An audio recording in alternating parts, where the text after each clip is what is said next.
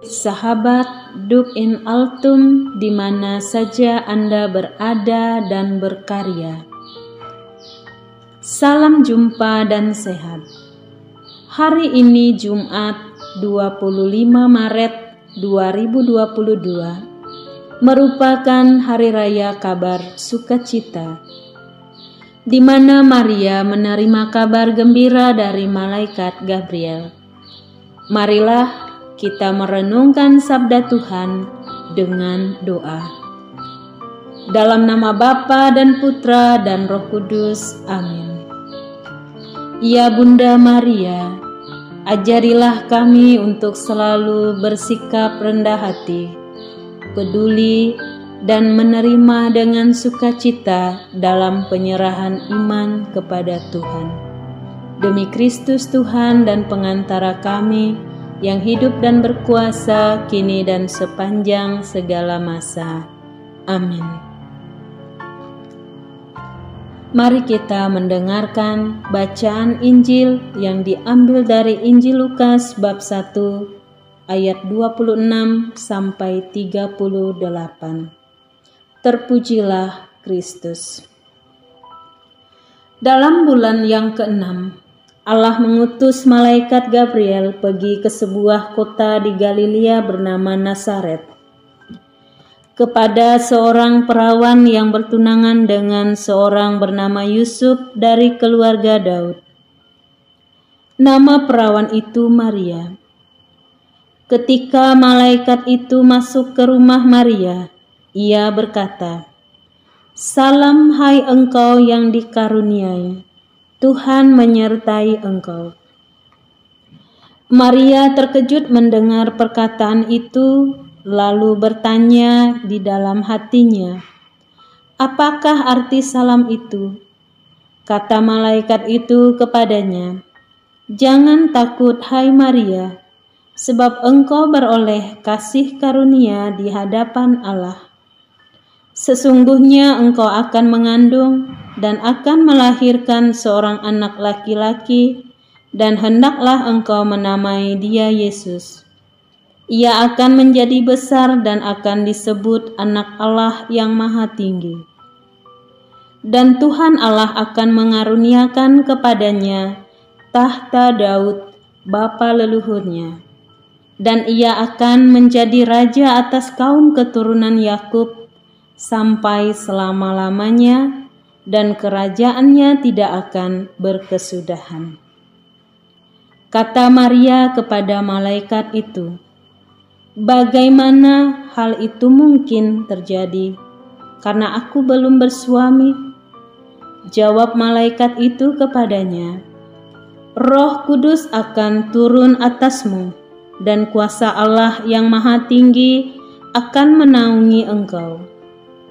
Sebab itu anak yang akan kau lahirkan itu akan disebut kudus, Anak Allah. Dan sesungguhnya Elisabet sanakmu itu, ia pun sedang mengandung seorang anak laki-laki pada hari tuanya. Dan inilah bulan yang ke-6 bagi dia yang disebut mandul itu. Sebab bagi Allah tidak ada yang mustahil." Kata Maria, "Sesungguhnya aku ini adalah hamba Tuhan.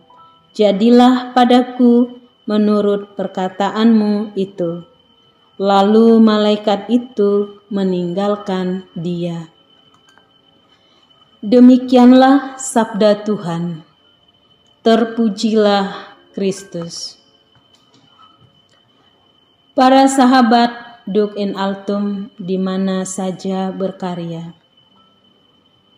Renungan kita pagi hari ini mengambil tema meniru kerendahan hati Bunda Maria.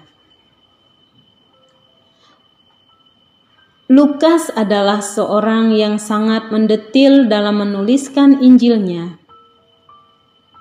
Keterangan di mana ia dimulai dengan kalimat "pada bulan ke-6".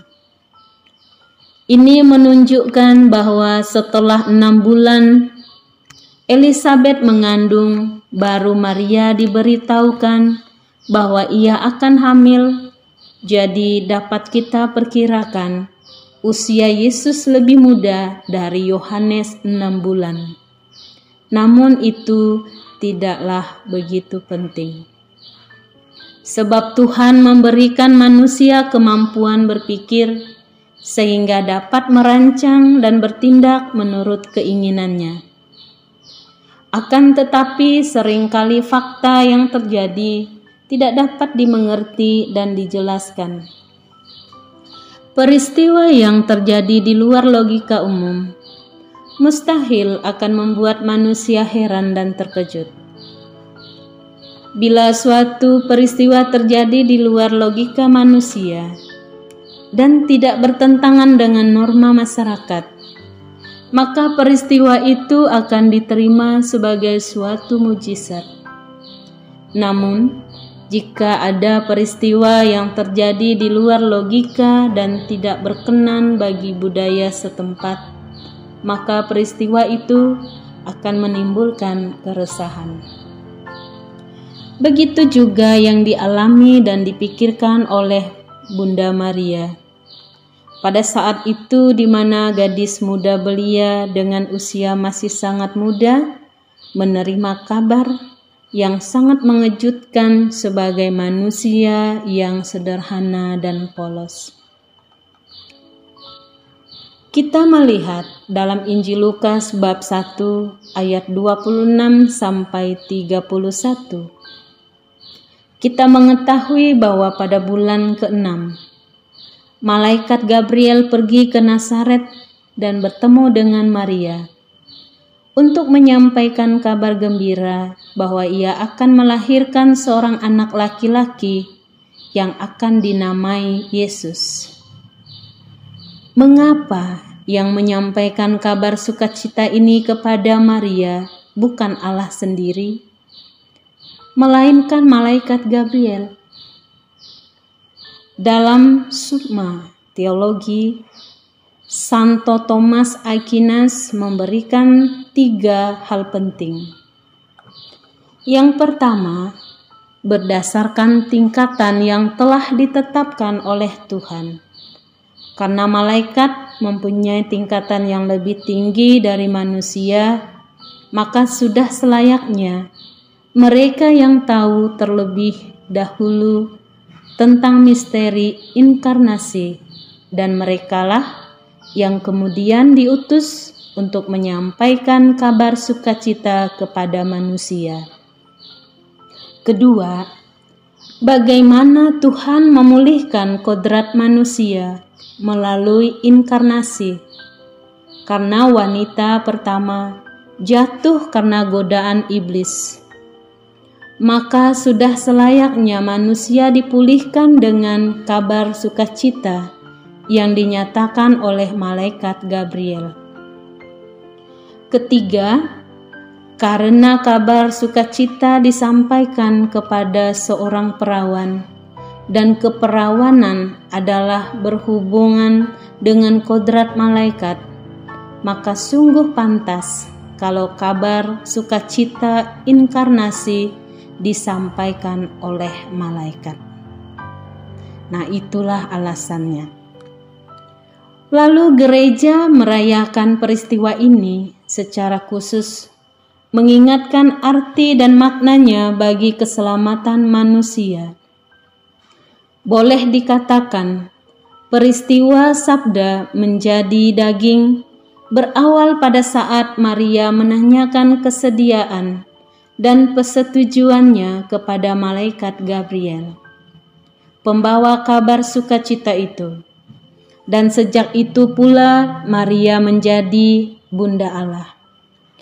Dalam hal ini yang harus kita ingatkan dalam hati ialah hormat kepada Allah pada Maria, sebagaimana terlihat dalam permintaan kesediaan Maria untuk menerima sabda Allah dalam rahimnya.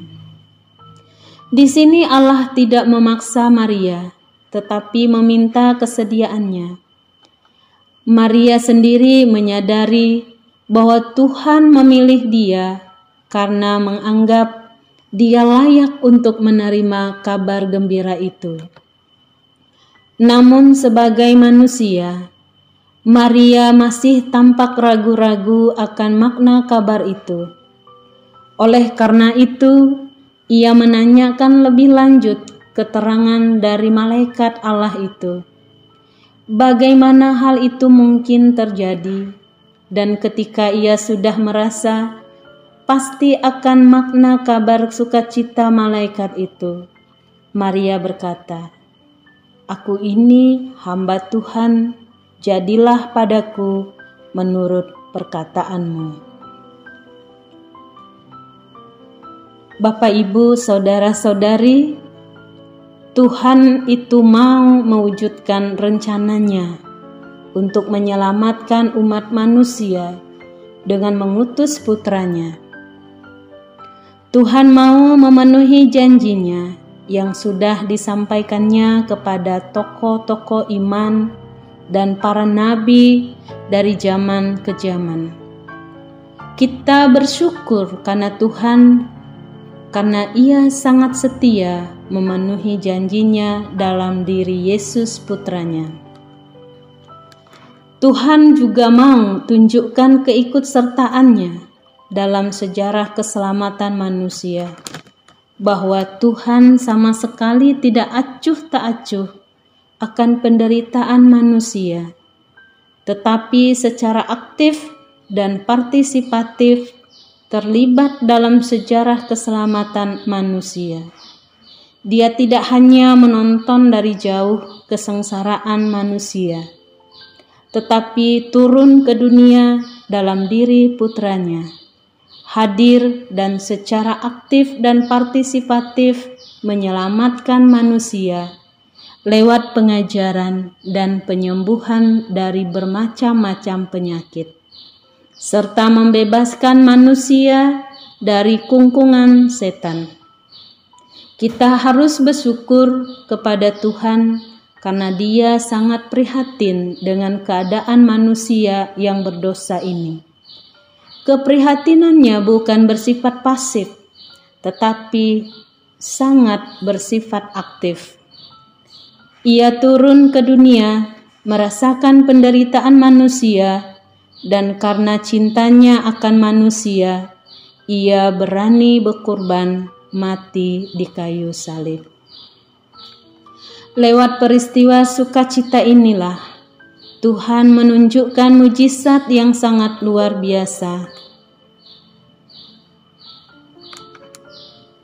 bahwa kelahiran putranya Yesus Kristus tidak melewati hukum alam, yaitu perkawinan antara suami istri, tetapi Roh Kudus sendiri yang menaungi Bunda Maria, dan dari persatuan Roh Kudus dengan Bunda Maria mengandunglah Bunda Maria, yang kemudian sesudah 9 bulan seorang bayi mungil dihadirkan ke dunia ini, yang kemudian diberinya nama Yesus.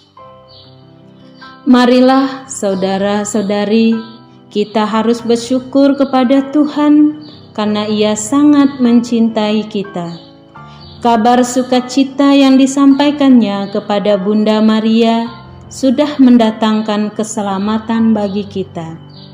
Kita berdoa semoga keselamatan yang sudah kita terima selalu kita jaga dengan baik dan kita pupuk setiap saat sehingga mendatangkan keselamatan abadi bagi jiwa kita di saat kita kembali kepada Bapa.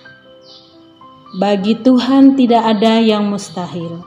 Apa yang akan Tuhan lakukan bagi kita lebih dari hal yang kita mampu pikirkan.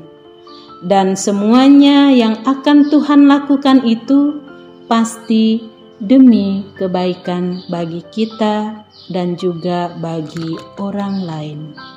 Semoga kita diberkati oleh Tuhan. Amin.